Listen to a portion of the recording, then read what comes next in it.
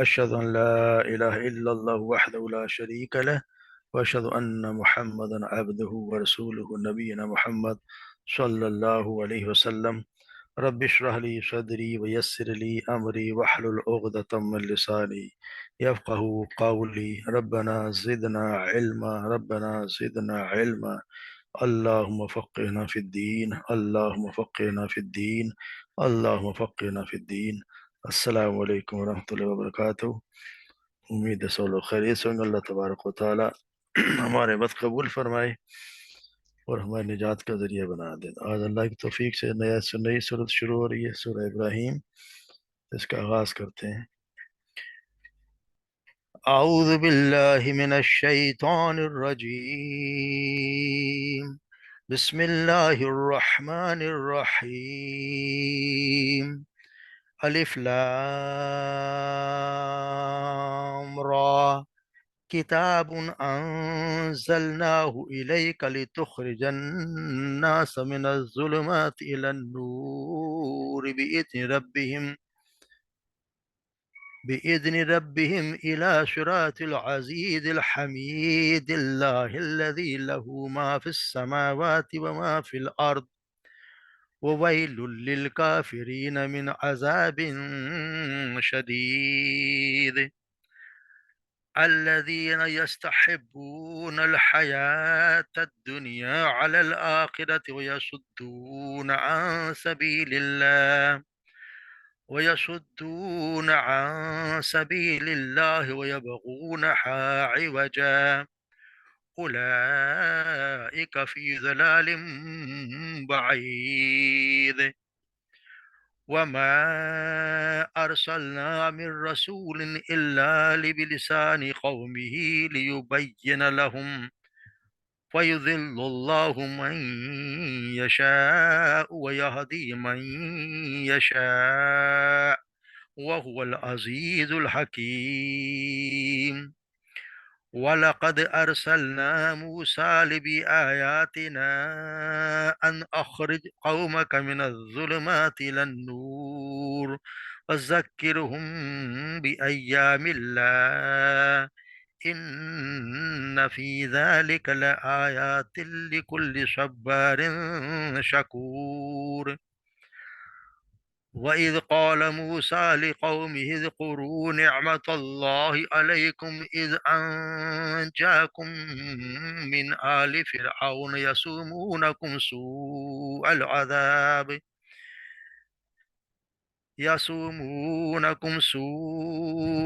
الْعَذَابِ وَيُذَبِّحُونَ أَبْنَاءَكُمْ وَيَسْتَحْيُونَ نِسَاءَكُمْ وفي ذلكم بلاء من ربكم عظيم صدق اللہ العظیم۔ الف لام را، حروف مقطعات۔ کتاب انزلناہ لیلیک تخرج الناس، کتاب انزلناہ یعنی کتاب، یہ کتاب ہے جسے نازل کیا ہے ہم نے، الیکا آپ کی طرف، لتخرج الناس تاکہ نکالیں لوگوں کو، تاکہ آپ لوگوں کو نکالیں، من الظلماتی اندھیروں سے، الی النور روشنی کی طرف، باذن ربہم ان کے رب کے حکم سے، الی صراط العزیز الحمید اس راستے کی طرف جو عزیز الحمید کا یعنی بہت غالب اور بہت زیادہ قابل تعریف رکھوالے کا راستہ ہے۔ اللہ الذی لہ ما فی السماوات و ما فی الارض، اللہ وہ ہے، لہو اسی کے لیے ہے، ما فی السماوات جو کچھ آسمانوں میں ہے، و فی الارض جو کچھ زمین میں ہے، ویل للکافرین اور ویل ہے، ہلاکت ہے، للکافرین کافروں کے لیے، من عذاب شدید بہت زیادہ شدید عذاب سے۔ الذین یہ وہ لوگ ہیں، یستحبون الحیات الدنیا جنہوں نے پسند کی ہے، جو پسند کرتے ہیں دنیا کی زندگی، علی الآخرہ آخرت کے مقابلے میں، ویصدون اور وہ جو روکتے ہیں، عن سبیل اللہ اللہ کے راستے سے، ویبغونہا عوجا اور وہ تلاش کرتے ہیں اس میں عوجا کو ٹیڑھ پن، اولئک فی ضلال بعید یہی وہ لوگ ہیں جو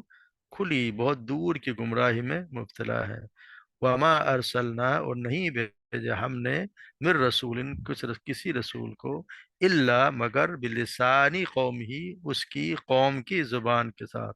यानी रसूल आए तो उसी की कौम की ज़ुबान के साथ है। लियुबय्यिन लहुम ताकि वो उन्हें वाज़ेह तौर पर उन्हें समझा दे, लहुम उनके लिए। फ़युज़िल्लुल्लाहु मन यशा बस गुमराह कर देता है अल्लाह ताला मन यशा जिसे चाहता है, व यहदी मन यशा और हिदायत देता है जिसे वो चाहता है। वह हुवल अज़ीज़ुल हकीम और वही बहुत गालिब और हिकमत वाला है, बहुत हिकमत वाला है। वलक़द अरसलना और अलबत्ता यकीनन अरसलना हमने भेजे मूसा मूसा को भी आयातना वाज़िह कौम का कि ताकि वो निकाले कौम का अपनी कौम को मिनज़्ज़ुलुमात इलन-नूर अंधेरों से रोशनी की तरफ, व ज़क्किरहुम बि अय्यामिल्लाह और उन्हें अल्लाह के दिनों की याद दिलाए। ये भेजा था कि वो तू निकाल तू निकाल अपने कौम को जुल्म अल्लाह के दिनों को याद दिला। इन फी ज़ालिका बेशक इसमें फी ज़ालिका इसमें लआयातिल यकीनन निशानियां हैं लिकुल्लि सब्बारिन शकूर हर बहुत ज़्यादा सब्र करने वाले और बहुत ज़्यादा शुक्र करने वाले के लिए। वइद क़ाल मूसा और जब उसने कहा मूसा से लिक़ौमी जब कहा मूसा ने लिक़ौमी अपनी कौम से उज़कुरू नेमतल्लाहि याद करो अल्लाह के नेमत को अलैकुम जो उसने तुम पर की इज़ अनजाकुम जब उसने निजात दी तुम्हें इज़ अनजाकुम मिन आले फ़िरऔन से यसुमूनकुम सू अल अज़ाब वो देते थे तुम्हें बुरा अजाब युज़ब व युज़ब्बिहूना और वो ज़िबा करते थे अबनाकुम तुम्हारे बेटों को व यस्तहयून निसाकुम और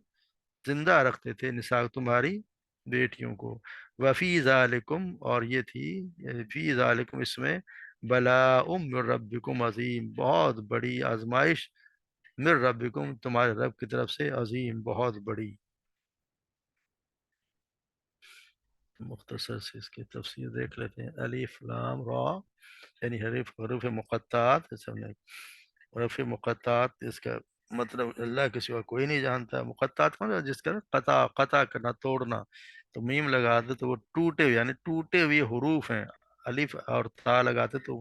वो जमा है मुअन्नस का। मुक़त्तात यानी टूटे हुए हरूफ अलग अलग जो पढ़े जाते हैं। अलिफ लाम रा किताबुन अंज़लनाहु इलैका ये किताब नाजिल की गई है तुम्हारी तरफ ताकि लोगों को आप निकालें मिनज़्ज़ुलुमात इलन नूर जुल्मात अंधेरों से रोशनी की तरफ।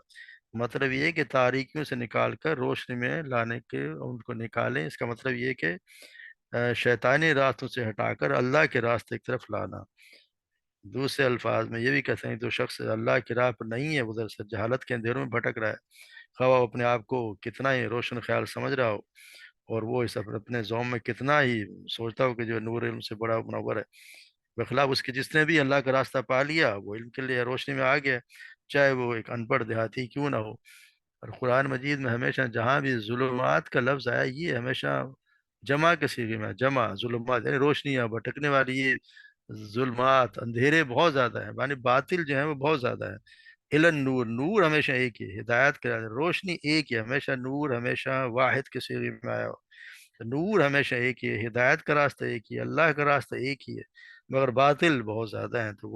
वो अंधेरे बहुत ज़्यादा हैं, उसकी बहुत ज़्यादा शाखें हैं। और क्या होगा बिइज़्नि रब्बिहिम और अपने रब के हुक्म रब के उससे यानी होगा वही कि जो अपने रब के इज़्न से उसकी तौफीक से अल्लाह के रास्ते पर लाओ। इसमें दरअसल हकीकत की तरफ इशारा है कि कोई मुबल्लिग चाहे वो कितना ही बड़ा हो नबी ही क्यों ना हो, राय रास्त जो है वो पेश कर देने से ज़्यादा वो कुछ नहीं कर सकता। किसी को उस रास्ते पर ले आना उसके बस में नहीं है। उसका इन्हिसार सरासर अल्लाह की तौफीक और उसके उसकी मर्जी पर ही है। अल्लाह किसी को तौफीक दे तो वो हिदायत पा सकता है, और अगर पैगम्बर जैसा कामिल मुबल्लिग वगैरह पूरा जोर लगाकर भी उसको हिदायत नहीं बख्श सकता। रही तो ये हम पहले इस तरह देखते कि अल्लाह आप सल्लल्लाहु अलैहि वसल्लम की मिसाल इसमें ये है कि आप कितनी बड़ी ख्वाहिश थी कि ابو طالب جو ان کے چچا تھے، جنہوں نے کتنی ان کی مدد کی، ہر جگہ مدد کی، وہ ایمان لے آئے، مگر اللہ کی مرضی نہیں تھی تو وہ آخر تک ایمان نہیں لا سکے، اور وہ اس دین پر انہوں نے کہا کہ جب میں عبد المطلب کے دین پہ مرتا ہوں، تو وہ ایمان نہیں لا سکے۔ تو یہ اللہ کی مرضی ہوتی ہے، اور اللہ کی مرضی کا انحصار بھی یہ کوئی ایسا نہیں ہے کہ اس کا ایک قانون ہے، اس کی مرضی کا ایسا نہیں ہے، اس کی قرآن میں جگہ جگہ مختلف وضاحت کے ساتھ بیان کر دیے گئے۔ اس سے صاف معلوم ہوتا ہے کہ اللہ کی طرف سے ہدایت کی توفیق اسی کو ملتی ہے جو خود ہدایت کا طالب ہو، ضد اور ہر درمی اور تعصب سے پاک اور اپنے نفس کو بندہ، اپنی خواہشات کو غلام نہ ہو،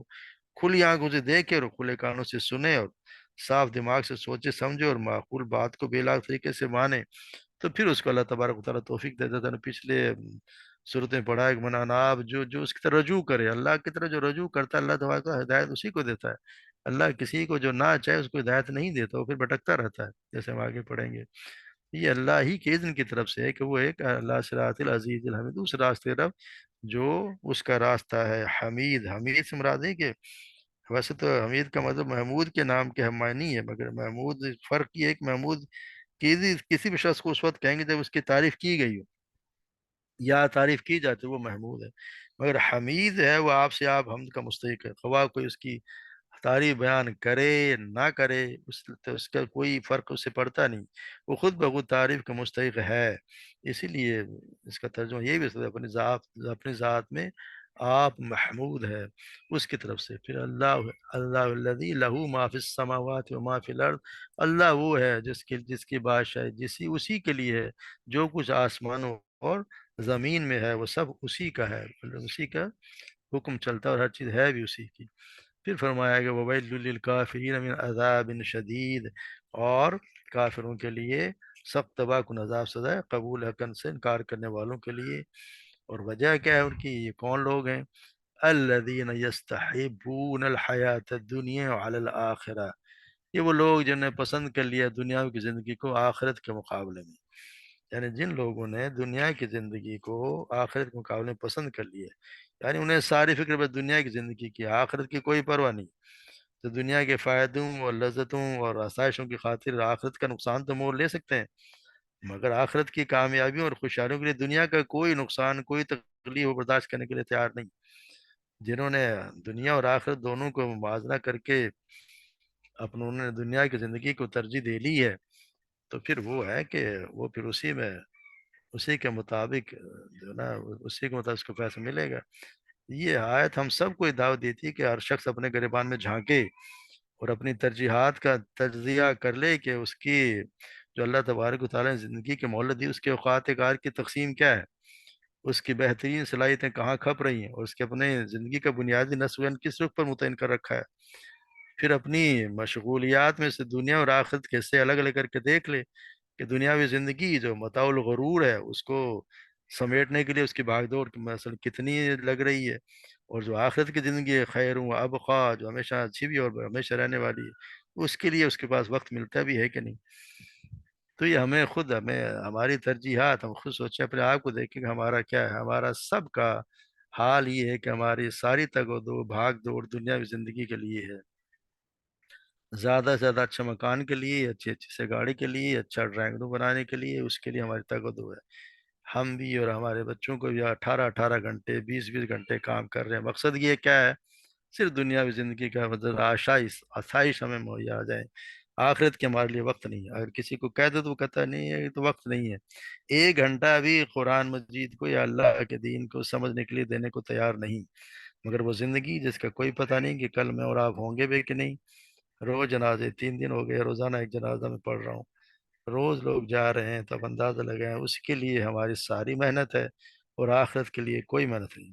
ہمارا حال یہ کہ ہم نے اپنے جوان بچیوں کو بھی باہر صرف غیر ملکوں میں، وہ بھی کافروں کے ملک میں سے اس لیے بھیج دیا ہے کہ وہ اعلیٰ تعلیم کے اعلیٰ تعلیم مقصد کیا ہے؟ دنیاوی زندگی ذرا سدھر جائے، اچھا مستقبل بن جائے۔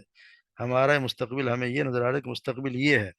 حالانکہ یہ مستقبل نہیں ہے۔ دنیا کی زندگی کو ترجیح نہ دیں، کم سے کم ترجیح تو نہ دیں۔ قرآن کہتا ہے بل تؤثرون الحیات الدنیا، بلکہ جو تم دنیا کی زندگی کو ترجیح دیتے ہو، والآخرۃ خیر و ابقا، حالانکہ آخرت کہیں بہتر اور زیادہ باقی رہنے والی۔ پھر اللہ تبارک و تعالیٰ سورہ نازعات میں فرماتے ہیں وَأَمَّا مَن طَغَىٰ،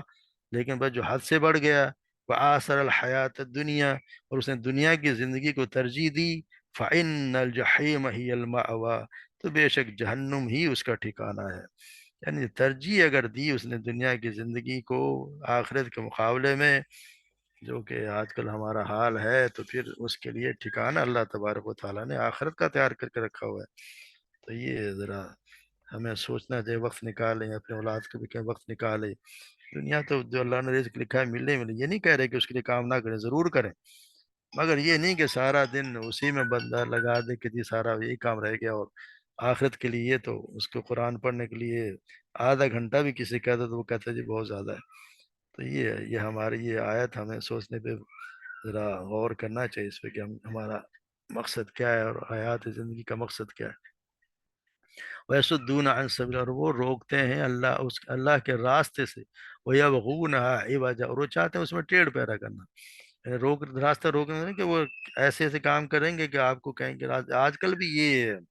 آج کل بھی لوگوں کا حال یہ ہے۔ اس میں مثال آپ دیکھ لیں، قدر قدر دیکھ لیں، اگر کوئی شخص یہ چاہتا ہو کہ اللہ کی طرف سے دین کا شعور اور اس کو ہدایت نصیب ہوئی ہے، اور وہ اپنی زندگی کا اسی رخ پہ موڑنا چاہتا ہے، اپنے آپ کو ڈالنا چاہتا ہے، تو اس کے والدین، اس کے دوست احباب، اس کے رشتہ دار اس کو سمجھانے لگ جائیں گے کہ اپنے کیریئر کو دیکھو، مستقبل کی فکر کرو، تمہارے دماغ میں کیا ہو گیا ہے، کیا فطور سما گیا ہے، یعنی کسی نہ کسی کو قائل کر کے اس راستے پر لے جانے کی کوشش کر دیں گے جس میں خود اپنی زندگیاں برباد کر لی اور اس کی بھی زندگی برباد کرنے کو تیار ہے۔ اگر کوئی دین سمجھنا چاہے، دین سمجھنے کے لیے کہیں جانا چاہے، تو اس کے لیے قطعی کوئی وقت نہیں ہے، نہیں کہاں پیسے ضائع کرنے ہیں تو فلاں ہوگا، اور دنیاوی فائدہ حاصل کرنے کے لیے لاکھوں روپے خرچ کر کے باہر بھجوا رہے ہوتے ہیں۔ یہ ہر جگہ پہ یہ ہر جنس یسدون عن سبیل اللہ کے راستے سے روکے جا، وہ روکتے ہیں اللہ کے راستے، وَيَبْغُونَهَا عِوَجًا، اور وہ ٹیڑھ پیدا کرتے ہیں اس کے، یعنی اس کے راستے میں، یعنی دین میں ٹیڑھ پنا کر، یعنی دین کو اپنی مرضی کے مطابق وہ چاہتے ہیں کہ دین ان کی مرضی کے مطابق ہو جائے، یعنی وہ اس کے دین کے مطابق ہو کے رہنا نہیں چاہتے۔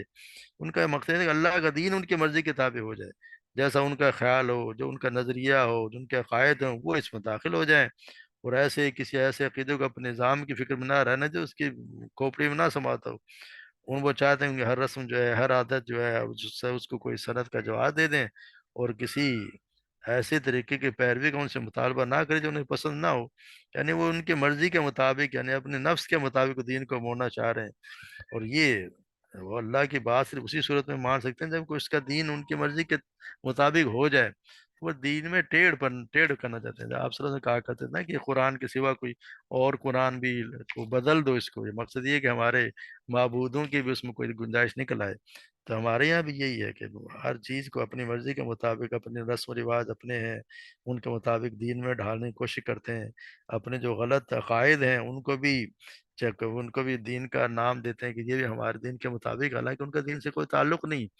دین وہی ہے جو آپ صلی اللہ علیہ وسلم نے فرما دیا کہ یہ دین ہے، اور صحابہ کرام نے جو کیا وہ دین ہے۔ ہمارے یہاں جو نئی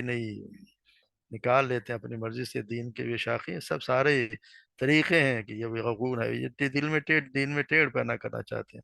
اور یہ ہیں کون؟ اولئک فی ضلال بعید، یہ وہ لوگ اپنی گمراہی میں بہت دور نکل گئے ہیں، بہت دور ہیں یہ لوگ، گمراہی میں بہت دور نکل گئے ہیں۔ پھر اللہ تبارک و تعالیٰ وما ارسلنا من رسول الا بلسان قومه ليبين لهم، اور ہم نے نہیں بھیجا کوئی بھی رسول مگر جس قوم میں بھیجا اس کی اپنی زبان میں، یعنی کہ اپنی قوم کی زبان میں پیغام دیا تاکہ وہ انہیں اچھی طرح کھول کھول کر سمجھا دے۔ مقصد یہ ہے کہ اللہ تبارک نے جب بھی کوئی نبی کسی قوم ہے اس پر اسی قوم کی زبان میں اپنا کلام نازل کیا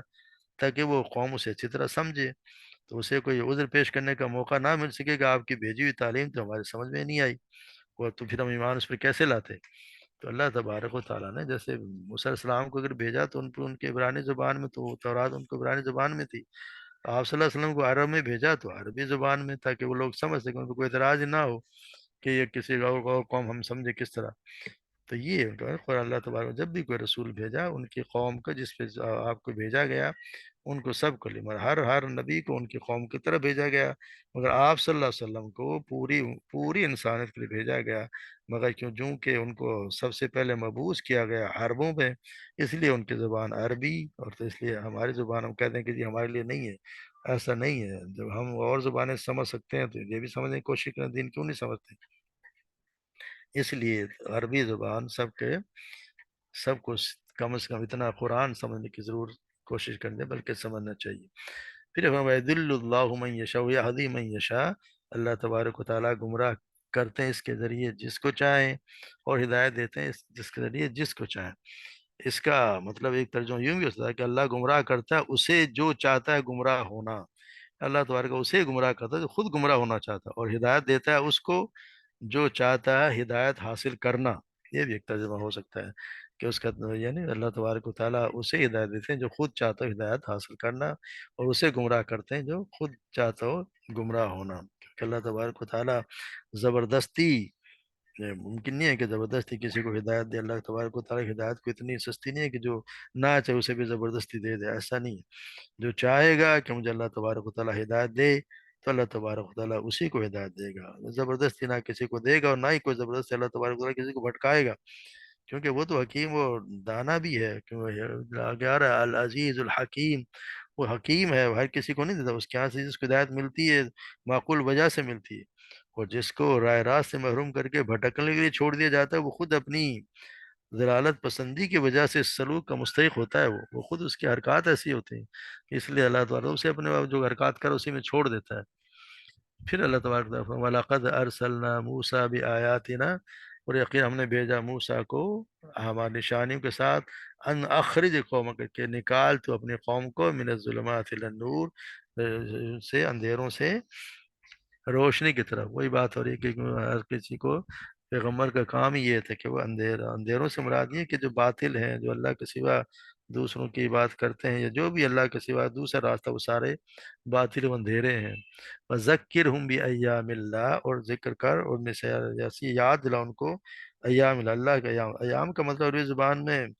تاریخی واقعات کے لیے بولا جاتا ہے، اللہ ایام اللہ سے مراد یہ ہے کہ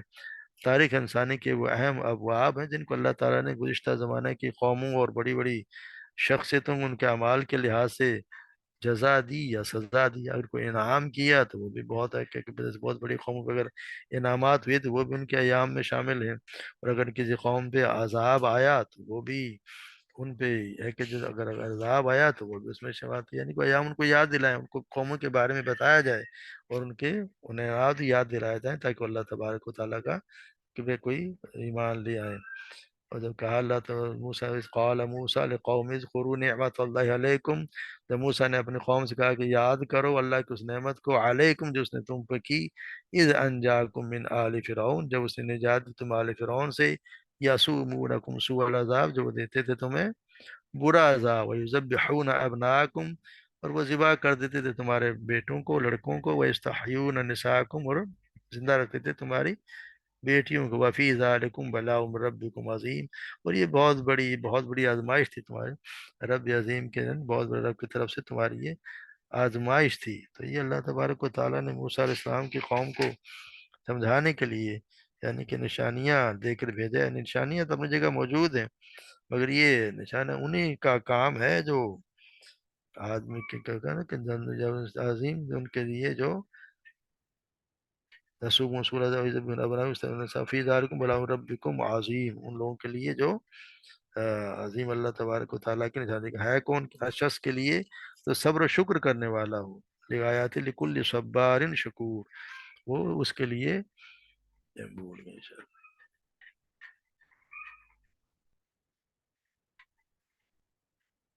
ان فی ذالک لآیات لکل صبر، کون کر گئے جیسے یہ کس کے لیے نشانی، کس کے لیے؟ ہر کسی کے لیے، مگر جب سمجھے گا ان سے ہدایت حاصل کون کرے گا؟ جو صبر کرنے والا ہوگا، اور ان پہ